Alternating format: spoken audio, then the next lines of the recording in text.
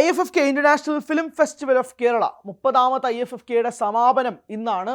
അത് വളരെ ശക്തമായ രീതിയിൽ തന്നെ നടക്കുമെന്നൊക്കെ വിശ്വസിക്കുന്നു. പലസ്തീൻ 36 എന്ന ഇനോഗ്രേഷൻ ചിത്രവുമായിട്ട് ബന്ധപ്പെട്ട സിനിമ പോയി. 187ഓളം സിനിമകളാണ് ഇത്തവണ എത്തേണ്ടിയിരുന്നത്. പക്ഷെ ഒരുപാട് വിവാദങ്ങൾ, അടി, ബഹളങ്ങൾ ഒക്കെ കണ്ട ഒരു IFFK ആണിത്. പോരാത്തതിന് ചലച്ചിത്ര അക്കാദമി ചെയർമാനായ റസൂൽ പൂക്കുട്ടിയുടെ അസാന്നിധ്യം വളരെയധികം ചർച്ച ചെയ്യപ്പെട്ടതും കൂടിയാണ്. നമ്മൾ ഈ IFFK ഒന്ന് സമഗ്രമായി സംസാരിക്കുകയാണ് ഇക്കാര്യത്തിലൂടെ. പ്രധാനമായും 30ാമത്തെ ചലച്ചിത്രമേള വരുമ്പോഴേക്കും ഒരുപാട് പ്രതീക്ഷകൾ. പലരും ആദ്യമായിട്ട് IFFKക്ക് വരുന്നവരുണ്ടാവും, പലരും റിപ്പീറ്റഡ്ലി എല്ലാ വർഷവും വരുന്നവരുണ്ടാകാം. പക്ഷേ ചലച്ചിത്ര അക്കാദമി ചെയർമാൻ്റെ അഭാവം ഒരു വലിയ രീതിയിൽ ചർച്ചയായിരുന്നു. ടാഗോറിൽ പ്രത്യേകിച്ച് അതൊരു വലിയ ചർച്ചയാക്കി മാറ്റുകയും ചെയ്തിരുന്നു. പക്ഷേ ഏറ്റവും ഒടുവിൽ റസൂൽ പൂക്കുട്ടി കഴിഞ്ഞ ദിവസം വരികയും ഇപ്പോൾ സമാപന സമ്മേളനത്തിൽ ഉൾപ്പെടെ പങ്കെടുക്കുകയും ചെയ്യുന്ന സാഹചര്യം കൂടിയുണ്ട്. പക്ഷേ റസൂൽ പറഞ്ഞിരുന്നത് തനിക്ക് ഈ അക്കാദമി ചെയർമാൻ സ്ഥാനം ഏറ്റെടുക്കുന്നതിന് മുമ്പേ കമ്മിറ്റ് ചെയ്ത ഒരു സിനിമ കാരണമാണ് തനിക്ക് പോകേണ്ടി വന്നത്. ലണ്ടനിലായിരുന്നു. അപ്പോൾ പോലും സർക്കാരിനോട് റസൂൽ പൂക്കുട്ടി പറഞ്ഞിരുന്ന ഒരു കാര്യം, താൻ ഉണ്ടാവില്ല, ഇത്തവണത്തെ IFFKക്ക് ഉണ്ടാവില്ല. എങ്കിൽ പോലും സർക്കാർ പറഞ്ഞത് ഓക്കെ കുഴപ്പമില്ല, പക്ഷേ എന്നാൽ പോലും സമാപന സമയത്തെങ്കിലും ഉണ്ടാകാൻ ശ്രമിക്കണം എന്നതായിരുന്നു സർക്കാർ റസൂൽ പൂക്കുട്ടിയോട് പറഞ്ഞത്. റസൂൽ ഓക്കെ പറയുന്നു, അങ്ങനെ റസൂൽ എത്തുന്നു. പക്ഷേ റസൂൽ പറയുന്നത് ഒരിക്കലും തൻ്റെ തൊഴിൽ നഷ്ടപ്പെടുത്തിക്കൊണ്ട് ചലച്ചിത്ര അക്കാദമി ചെയർമാനായിട്ട് നിൽക്കെ ഇവിടെ ടാഗോർ ടാഗോറിൽ വന്നിരിക്കുന്നില്ല എന്നതല്ലേ ഉള്ളൂ. പക്ഷേ ഞാൻ ഫിസിക്കലി പ്രസൻറ്റ് അല്ലായിരുന്നെങ്കിൽ പോലും ഞാൻ പ്രസൻ്റ് ആയിരുന്നു, ഞാൻ ത്രൂ ഔട്ട് ഇതുമായി ബന്ധപ്പെട്ട് തന്നെയാണ് ഉണ്ടായിരുന്നത് എന്നത് റസൂൽ പറയുന്നുണ്ട്. കഴിഞ്ഞ കുറച്ച് ദിവസങ്ങളായിട്ട് താൻ ഉറങ്ങിയിട്ടില്ല. പല സിനിമകളുടെയും വിവാദങ്ങൾ, ചർച്ചകളും ഒക്കെ ആയിട്ട് നിൽക്കുന്ന ഒരു സാഹചര്യം ഉണ്ടായതുകൊണ്ട് തന്നെ ഉറങ്ങിയിട്ടില്ല എന്നതും കൂടി റസൂൽ പൂക്കുട്ടി പറയുകയും ചെയ്യുന്നുണ്ട്. ഈ 187ഓളം സിനിമകൾ ആദ്യം തന്നെ കേന്ദ്രം കട്ട് ഓഫ് ചെയ്യുന്നൊരു സാഹചര്യം ഉണ്ടായിരുന്നു എന്ന് പറയുന്നു. അത് ഈ മേളയ്ക്ക് വെറും 3-4 ദിവസങ്ങൾക്ക് മുമ്പാണ് അങ്ങനെ ഒരു സാഹചര്യം ഉണ്ടാകുന്നത്. ഒരു അസാധാരണമായ സാഹചര്യമാണ് ഉണ്ടായിരുന്നതെന്ന് റസൂൽ പൂക്കുട്ടി പറയുന്നു. പക്ഷെ പിന്നീട് ബാച്ചായിട്ട് പല സിനിമകളും പ്രദർശനാനുമതി ലഭിക്കുന്ന ഒരു സാഹചര്യം ഉണ്ടായി. INBയിൽ നിന്നും കിട്ടുന്ന, അതായത് ഇൻഫർമേഷൻ ആൻഡ് ബ്രോഡ്കാസ്റ്റിങ്ങിൽ നിന്ന് ഓരോ സമ്മതങ്ങൾ കിട്ടിക്കൊണ്ടിരിക്കുന്ന ഒരു സാഹചര്യം ഉണ്ടാകുന്നു. പതിയെയാണ് പല സിനിമകൾ. ആദ്യത്തെ ബാച്ചിൽ ഒരു 100 സിനിമ അവർ അപ്രൂവ് ചെയ്യുന്നു, പിന്നീട് ഒരു ബാച്ചിൽ ഒരു 50 സിനിമ അപ്രൂവ് ചെയ്യുന്നു. അങ്ങനെയാണ് പൊയ്ക്കൊണ്ടിരുന്നതെന്നും ചലച്ചിത്ര അക്കാദമി ചെയർമാനായ റസൂൽ പൂക്കുട്ടി പറയുന്നു. എന്തായാലും 6 സിനിമകൾ ഇത്തവണത്തെ IFFKക്ക് ഒഴിവാക്കിയിട്ടുണ്ട്. ഈ 6 സിനിമകളും കേന്ദ്ര നിർദ്ദേശത്തോടു കൂടിയാണ് ഒഴിവാക്കിയതെന്ന് റസൂൽ പൂക്കുട്ടി പറയുന്നു. കേന്ദ്രത്തിനെതിരെ തന്നെയാണ് റസൂൽ പൂക്കുട്ടി സംസാരിക്കുകയും. സംസ്ഥാന സർക്കാർ കഴിഞ്ഞ ദിവസം പിണറായി വിജയൻ ഉൾപ്പെടെ പറഞ്ഞത് എല്ലാ സിനിമകളും പ്രദർശിപ്പിക്കുന്ന രീതിയിലേക്ക് കാര്യങ്ങൾ മാറുമെന്ന് തന്നെയാണ്. പക്ഷേ സർക്കാർ അങ്ങനെ ഒരു ഗോ എഹെഡ് സിഗ്നൽ കൊടുത്തിട്ട് പോലും ചലച്ചിത്ര അക്കാദമി ചെയർമാനായ റസൂൽ പൂക്കുട്ടി 6 സിനിമകൾ പ്രദർശിപ്പിക്കുന്നില്ല എന്നൊരു തീരുമാനത്തിലേക്ക് എത്തിയതിന് പ്രധാനപ്പെട്ട കാരണം ഫോറിൻ പോളിസീസുമായിട്ട് ഈ സിനിമകൾ സഹകരിക്കുന്നില്ല എന്നതുകൊണ്ട് തന്നെയാണ്. കേന്ദ്ര നിർദ്ദേശമാണ്.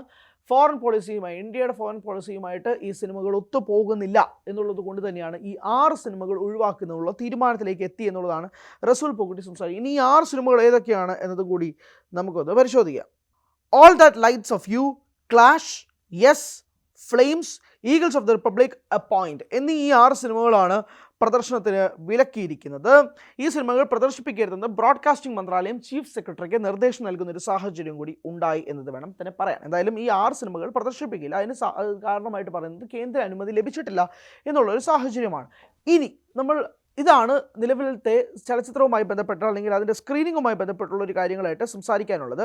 ഇനി പ്രധാനമായിട്ടും വന്ന കാര്യങ്ങളെന്ന് പറയുന്നത് ഈ 4 വിദേശ സംവിധായകരുടെ വിസ നിഷേധിക്കുന്ന ഒരു സാഹചര്യമുണ്ട്. അതായത് 39ഓളം ഡെലിഗേറ്റുകൾ, 39ഓളം പ്രമുഖരായ സംവിധായകർ, വളരെയധികം നമ്മൾ കാത്തിരുന്ന സംവിധായകരുടെയൊക്കെ വിസ, അതായത് ഈ അവസാന ഘട്ടത്തിൽ ഈ 4 സംവിധായകരുടെ വിസ നിഷേധിക്കുന്ന ഒരു സാഹചര്യം ഉണ്ടായി. 35 സംവിധായകർ മാത്രമാണ്, 35 ഡെലിഗേറ്റുകൾ, ഇവരെ മാത്രമാണ് പിന്നീട് അക്കോമഡേറ്റ് ചെയ്യാനുള്ളൊരു സാഹചര്യം ഉണ്ടായത്, അല്ലെങ്കിൽ വരുത്താനുള്ളൊരു സാഹചര്യം ഉണ്ടായത്. പക്ഷേ ഈ 4 സംവിധായകരുടെ വിസ നിഷേധിച്ചു. എന്ത് പറ്റി എന്നുള്ള ചോദ്യത്തിന് റസൂൽ പൂക്കുട്ടി പറയുന്നത്, അത് നമുക്ക് അങ്ങോട്ട് ചോദിക്കാൻ കഴിയില്ല, അത് നമുക്ക് അങ്ങോട്ട് പോയി മറുപടി കിട്ടി ചോദിക്കാൻ കഴിയുന്ന ഒരു സാഹചര്യമല്ല. അതാണ് ഇവിടെ നടക്കുന്നത്. നമ്മളവർ പറയുമ്പോഴേക്കും അത് കേൾക്കുക, ഓക്കെ അടിക്കുക എന്നത് മാത്രമാണ് നമുക്കതിൽ ചെയ്യാൻ കഴിയുന്നതെന്ന് റസൂൽ പൂക്കുട്ടി പറയുന്നു. ഈ ചലച്ചിത്ര മേളയിൽ മാത്രമല്ല, പല ചലച്ചിത്ര മേളകളിലും ഒക്കെ തന്നെ പ്രതിസന്ധികൾ ഉണ്ടാവാറുണ്ട്. അത് സ്വാഭാവികം തന്നെയാണ്, ഇതൊക്കെ സംഭവിക്കുന്നുണ്ട്. പക്ഷേ ഇത്തവണ സംഭവിക്കുന്ന ഒരു പ്രധാനപ്പെട്ട കാര്യം, പലപ്പോഴായി ഈ റിസർവേഷൻ പരിപാടികളൊക്കെ തന്നെ ജനങ്ങൾക്ക് ഭയങ്കര തലവേദനയും ബുദ്ധിമുട്ടും ഉണ്ടാക്കുന്ന പരിപാടികൾ തന്നെയായിരുന്നു. ഇത്തവണ 70% റിസർവേഷൻ ഉണ്ടായിരുന്നു, 30% അൺറിസർവ്ഡ് വേണ്ടിയിട്ട് മാറ്റിവെക്കുന്ന ഒരു സാഹചര്യം ഉണ്ടായി. പക്ഷേ ഈ 30% പേരും അൺറിസർവ്ഡിന് വേണ്ടി നിൽക്കുമ്പോഴേക്കും മണിക്കൂറുകളോളം നീണ്ടു നിൽക്കുന്ന ക്യൂ ഉണ്ടാവാറുണ്ട്. മണിക്കൂറുകളോളം ഭക്ഷണം കളഞ്ഞ് വെള്ളം കുടിക്കാതെ തൻ്റെ ആ ഒരു ക്യൂവിൽ നിൽക്കാൻ വേണ്ടിയിട്ട് എത്രയോ മണിക്കൂറുകൾ നിന്ന ഒരു സാഹചര്യം ഉണ്ടാകുന്നുണ്ട്. റിസർവേഷൻ ചെയ്യാൻ ശ്രമിക്കുമ്പോൾ പോലും റിസർവ്ഡ് ആവാൻ പറ്റാതെ പോയ ഒരു വലിയ വിഭാഗം സിനിമകളുണ്ട്. പക്ഷേ അങ്ങനെ അൺറിസർവ്ഡിൽ നിൽക്കുന്നവർക്ക് പോലും ഒരു വലിയ തിരിച്ചടി ഇത്തവണത്തെ IFFK ഉണ്ടായിട്ടുണ്ട്. പലരും ആ സിനിമയുമായി ബന്ധപ്പെട്ട ക്രൂവും കാസ്റ്റും എന്നൊക്കെ പറഞ്ഞ് അവർ ഈ തിയേറ്ററിനകത്ത് കയറുകയും കുറച്ചധികം സീറ്റുകൾ ഫില്ലാവുകയും ചെയ്തതോടുകൂടി ഈ അൺറിസർവ്ഡ് ആയിട്ട് നിൽക്കുന്ന പലരിലേക്കും അങ്ങനെ കുറച്ച് അടി വന്നു. ഇത്തവണ കൈരളി ശ്രീ തിയേറ്ററിലേക്കാണ് ആ ഒരു അടി ഉണ്ടാവുകയും ചെയ്ത സാഹചര്യം. കൈരളി ശ്രീ തിയേറ്ററിൽ IFFKയുമായി ബന്ധപ്പെട്ട അടി ഉണ്ടാകുന്നത് ആദ്യമായിട്ടല്ല, കുറച്ച് വർഷങ്ങൾക്ക് മുമ്പ്, അധികമൊന്നും വേണ്ട, 2-3 വർഷങ്ങൾക്ക് മുമ്പ് കിംകി ഡുക്കിൻ്റെ സിനിമയുമായി ബന്ധപ്പെട്ട പ്രദർശനത്തിന് വേണ്ടിയിട്ട് കൈരളി തിയേറ്ററിലേക്ക് സീറ്റ് കിട്ടുന്നില്ല എന്ന് പറഞ്ഞുകൊണ്ട് അവിടുത്തെ ഗ്ലാസ് ചില്ല് ഇതൊക്കെ തകർത്ത ഒരു സാഹചര്യമുണ്ട്, കല്ലെറിഞ്ഞ സാഹചര്യമുണ്ട്. ഇതെല്ലാം നമ്മൾ കണ്ടിട്ടുള്ളതുമാണ്. കാരണം സിനിമ അത്രമാത്രം തിയേറ്ററിൽ കാണണമെന്നും അത്രമാത്രം സിനിമയെ സ്നേഹിക്കുന്ന ഒരു വലിയ വിഭാഗം ആളുകളുടെ കൂട്ടായ്മയാണ് IFFK. അപ്പോൾ അവർക്ക് അവരുടെ നീതി നിഷേധിക്കപ്പെട്ടാൽ, അവർക്ക് കാണാനുള്ള സാഹചര്യം ഉണ്ടായില്ലെങ്കിൽ അവർ വയലൻ്റ് ആവും. അതൊരു ആദ്യമായിട്ട് സംഭവിക്കുന്ന കാര്യമല്ല. പക്ഷേ ഇത്തവണ കൈരളി തിയേറ്ററിൽ സമാനമായൊരു സാഹചര്യം ഉണ്ടാവുകയും ചെയ്തു എന്ന് വേണം തന്നെ പറയാൻ. ഈ IFFKയിൽ ചലച്ചിത്ര അക്കാദമി ചെയർമാൻ്റെ അഭാവം വളരെയധികം ചർച്ചയായി മാറിയിരുന്നു. റസൂൽ പൂക്കുട്ടി തന്നെ പറയുന്നത് തനിക്ക് മറ്റൊരു സിനിമയുടെ കമ്മിറ്റ്മെൻറ്റ് ഉണ്ടായിരുന്നു, അത് നേരത്തെ ഉണ്ടായിരുന്ന കമ്മിറ്റ്മെൻറ്റാണ്, അത് കാരണം മാത്രമാണ് താൻ പോയത്. പക്ഷേ ഈ മേളയിലുടനീളം ഫിസിക്കലി ഇല്ലായിരുന്നെങ്കിൽ പോലും ഇൻവിസിബിളായി താൻ പ്രവർത്തിക്കുന്നുണ്ടായിരുന്നു. ഈ ഒരുപാട് മീറ്റിംഗ്സ്, കോൾസ്, ഇതെല്ലാമായിട്ട് ബന്ധപ്പെട്ട റസൂൽ പൂക്കുട്ടി ഉണ്ടായിരുന്നു എന്നത് പറയുന്നു. ഉറക്കം പോലും കിട്ടിയിട്ടില്ല എന്നുള്ളതാണ് ചലച്ചിത്ര അക്കാദമി ചെയർമാനും കൂടി സംസാരിക്കുകയും ചെയ്യുന്നത്. പല ഡെലിഗേറ്റ്സും ഇത്തവണ വീണ്ടും ഡെലിഗേറ്റ്സിൽ ഒരു റൈസ് ഉണ്ടായിരുന്നു.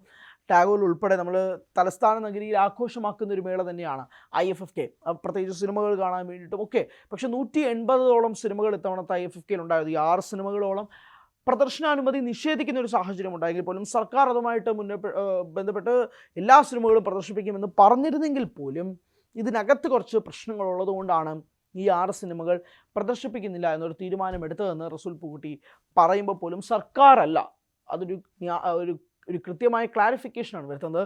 കേരള സർക്കാരിൻ്റെ ഭാഗത്തു നിന്നും പൂർണ്ണമായ പിന്തുണയുണ്ട്, കേരള സർക്കാരിൻ്റെ ഭാഗത്തു നിന്ന് ഇപ്പോഴും പിന്തുണയുണ്ടായിട്ടുണ്ട് എന്നത് പറയുന്നു. പക്ഷേ ഇത് കുറച്ച് ഫോറിൻ അഫയേഴ്സുമായി ബന്ധപ്പെട്ടുള്ളൊരു സാഹചര്യം നിൽക്കുന്നത് കൊണ്ടാണ് ഈ സിനിമകൾ പ്രദർശിപ്പിക്കുന്നില്ല എന്ന തീരുമാനത്തിലേക്ക് ചലച്ചിത്ര അക്കാദമി എത്തിയത്. അക്കാദമിയുടെ തീരുമാനമാണ്, സർക്കാരിൻ്റെ തീരുമാനമല്ല. സർക്കാർ ഇതിൽ നിന്നും പിന്നോട്ട് പോയിട്ടില്ല. സർക്കാരിൻ്റെ സ്റ്റാൻഡ് എന്താണോ അത് തന്നെയാണ് സർക്കാർ ഇപ്പോഴും നിൽക്കുന്നത് എന്നതും കൂടി വ്യക്തമാക്കട്ടെ. പക്ഷെ എന്നാൽ പോലും ഇത്തവണത്തെ IFFK സമാപിക്കുമ്പോൾ പോലും ഒരുപാട് ഓർമ്മകൾ പലർക്കും ഉണ്ടാവും. പല സിനിമകളും, സിറാത്ത് ഉൾപ്പെടെയുള്ള സിനിമകളൊക്കെ ഭയങ്കരധികം ചർച്ചയായ സിനിമകളാണ്. അപ്പോൾ ആ സിനിമകൾക്കുൾപ്പെടെ ഉള്ളൊരു കാര്യമൊക്കെ നിൽക്കുന്നുണ്ട്. നിശാഗന്ധിയിൽ ഒരു ഹൊറർ സിനിമകളൊക്കെ ആയിട്ട് നിന്ന് മിഡ് നൈറ്റ് സ്ക്രീനിങ് ഒക്കെ ഭയങ്കര ആഘോഷമാക്കിയിട്ട് തന്നെയാണ് ഇത്തവണയും ചലച്ചിത്രമേള അവസാനിപ്പിക്കുകയും ചെയ്യുന്നത്. പക്ഷേ എന്തായിരുന്നു, ഈ മേളയിൽ പങ്കെടുക്കാത്ത ഒട്ടനവധി ആളുകളുണ്ടാകും, ഒരുപാട് വിവാദങ്ങൾ, പ്രശ്നങ്ങളുമൊക്കെ നിൽക്കുന്നവരും ഉണ്ടാകും. എന്തായാലും ഇത്തവണത്തെ മേള സമാപിക്കുമ്പോഴേക്കും ഒരു സാധാരണയായി കിട്ടുന്നത് പോലൊരു ഫീൽ, സാധാരണയായി IFFK പ്രതീക്ഷിക്കുന്നവർക്ക് വേണ്ട രീതിയിൽ തന്നെ ഇത്തവണ അവർ സാറ്റിസ്ഫൈ ചെയ്തോ ഇല്ലയോ എന്നുള്ളതൊക്കെ കുറച്ച് നാളുകൾ, പ്രത്യേകിച്ച് ഇന്നത്തെ സമാപനമൊക്കെ കഴിഞ്ഞതിന് ശേഷം അവർ തന്നെ പലരും വിലയിരുത്തലുകൾ, അഭിപ്രായങ്ങൾ ഒക്കെ പങ്കുവയ്ക്കാറുണ്ട്. അതെല്ലാം തന്നെയായിട്ട് ഇത്തവണത്തെ മേള സമാപിക്കുമ്പോഴേക്കും അടുത്ത തവണ അതിനുവേണ്ടിയിട്ടുള്ള കാത്തിരിപ്പിലാണ് ചലച്ചിത്ര പ്രേമികൾ.